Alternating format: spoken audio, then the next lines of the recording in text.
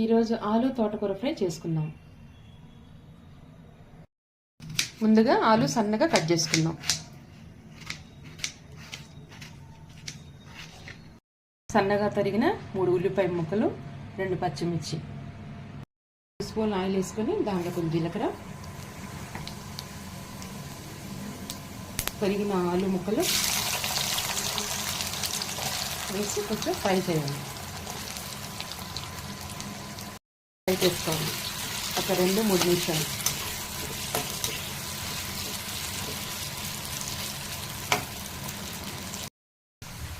తరిగిన ఉల్లిపాయ ముక్కలు, పచ్చిమిర్చి వేసి ఫ్రై చేయాలి. కరివేపాకు రెమ్మలు వేసి కలపాలి. రుచికి సరిపడా సాల్ట్,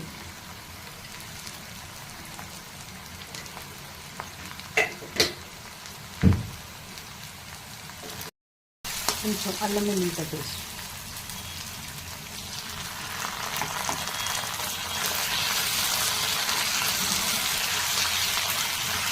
వేసి కలుపుకోవాలి.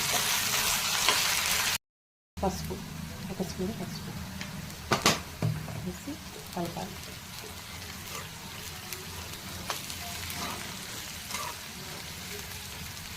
కడిగి పెట్టుకున్న తోటకూర వేసి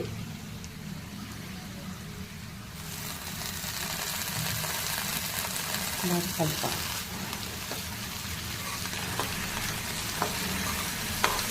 ఫ్రైలో ఈ పొడి వేస్తే బాగా టేస్ట్గా ఉంటుంది.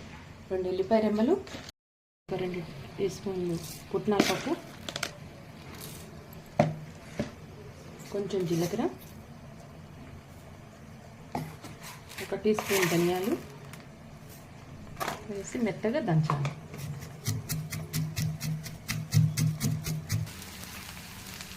2 స్పూన్లు కారము వేసి కలుపుకొని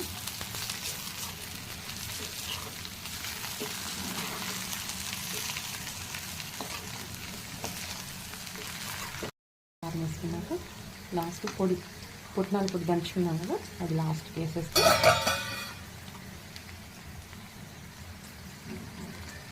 పొడి వేసుకున్నాక 1 సెకండ్ కలిపి